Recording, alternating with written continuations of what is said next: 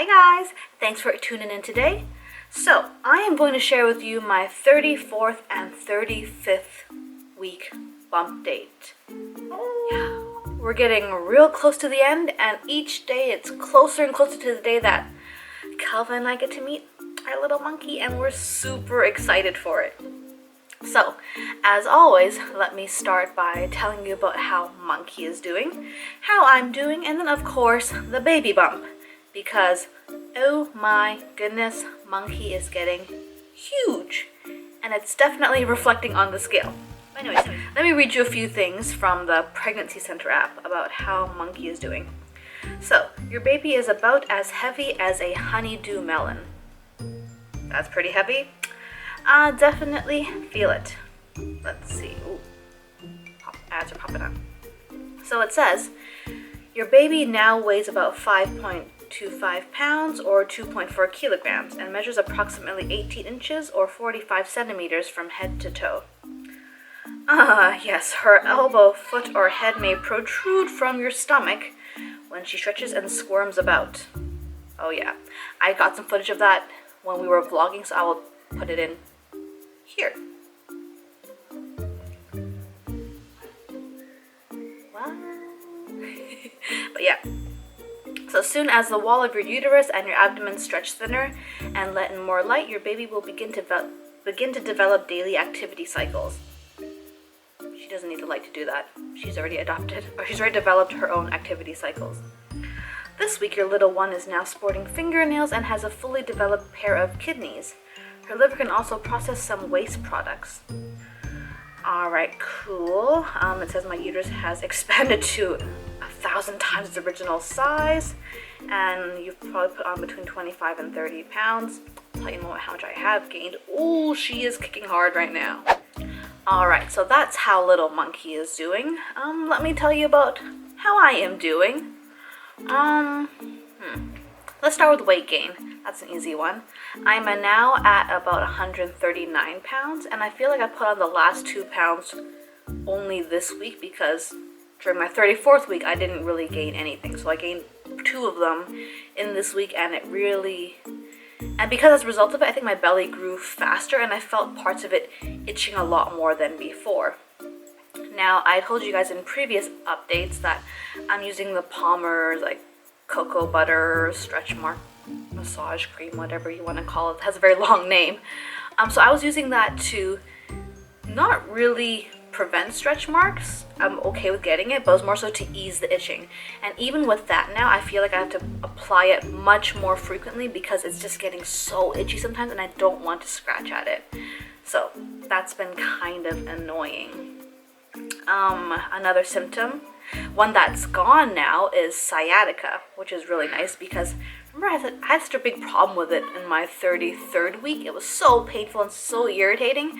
I'm glad that it's gone, but it's been replaced by other ones. So other ones, looking down my notebook.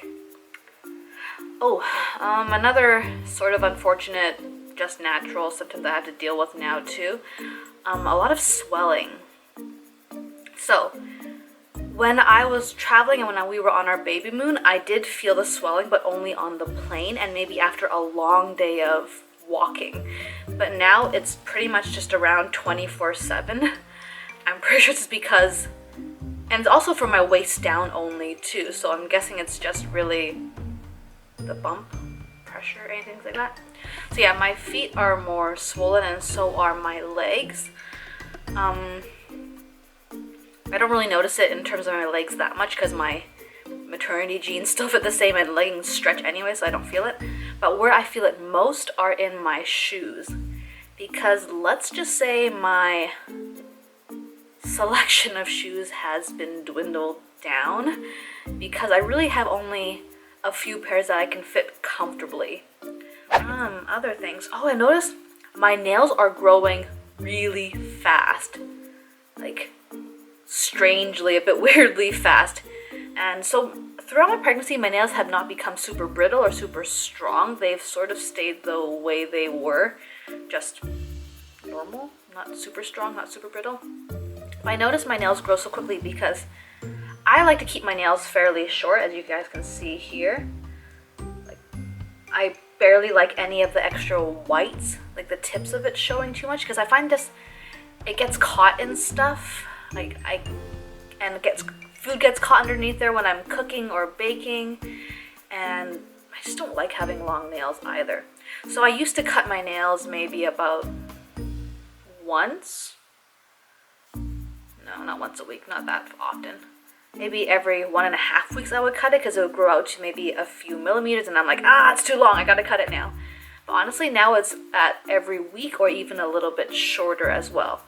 I can tolerate a bit more on my fingernails if it gets long, but the problem is when my toenails grow really quickly, because they are growing quickly as well too. But as you guys know, I can't reach my toes anymore to cut them or give myself a pedicure, so I have to go to the salon instead.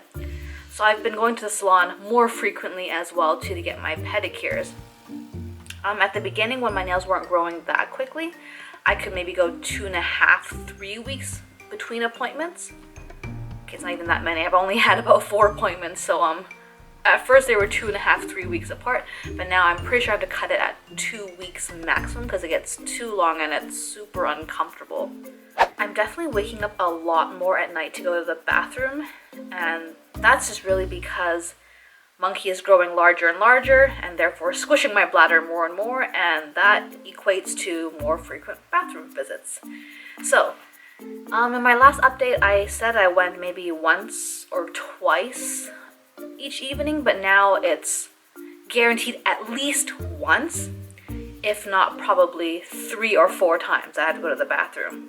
So it's kind of a pain in the butt, because I'm just not sleeping through the night anymore, and I definitely feel it when I wake up in the morning and when I go to work, because I just feel a lot more tired, and it's unfortunately affecting Kelvin a little bit too, because neither of us are particularly heavy sleepers. So when I get up to go to the bathroom, turn the light on, flush the toilet and everything, it wakes him up a little bit too. So unfortunately, we just both have to deal with it. But we'll just say it's good practice for Monkey, because I'm sure that's what's gonna happen when Monkey gets here as well. Yeah, sucks. And also with it, according to Kelvin, I have started snoring as well too. That's so embarrassing for girls this year. No. Anyways, it doesn't, like, I feel bad though, again, like I said, Calvin's a bit of a light sleeper, so he's had to start using earplugs so that he can sleep through the night, because apparently my snoring is that bad. I'm craving ice cream a lot, but I think that's just because of the weather. I mean, it's getting sunny. I mean, today it's 21 degrees and beautiful in Vancouver, so I think just with that change in season, I'm just craving the ice cream to go along with it. And I don't feel as guilty eating it because I'm pregnant. And I've been generally pretty healthy this whole time too, so yeah. Oh, so before Kelvin and I commuted to work via SkyTrain, and that was getting pretty rough. So for the last week now, we've decided to just start driving into work instead. Since we both go in at the same time, it doesn't save us a lot of money. I don't think it saves us money, but it's a lot more convenient and more comfortable for me as well too, because then I get to sit in the comfort of our car. Also, I'm not getting pushed and shoved by people on the SkyTrain, not trying to get in that commercial station.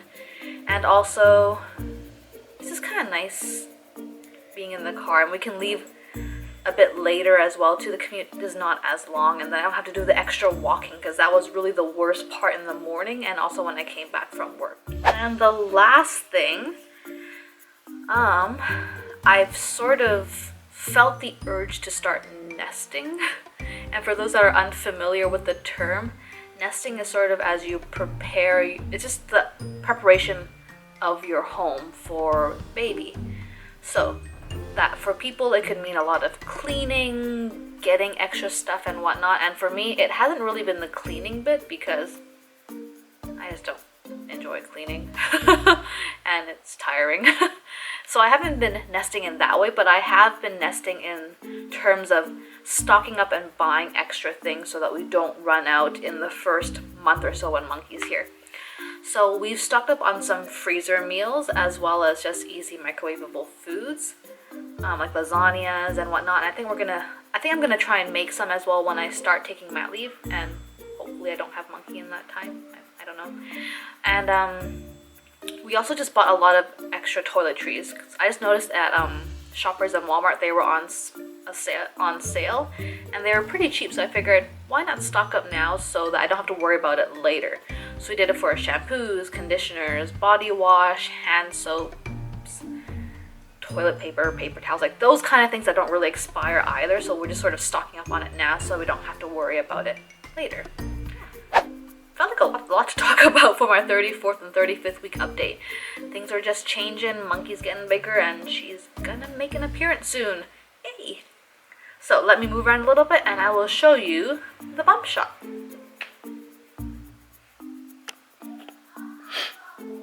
Alright guys, I'm surprised I can still kind of squat over, but it's weird because I can feel my belly just on my legs. Anyways, here I am at 35 weeks. It's a little bit hard to see, isn't it? Let me just pull up this way. But yeah, really big. But I'm still carrying quite high, so she hasn't dropped yet.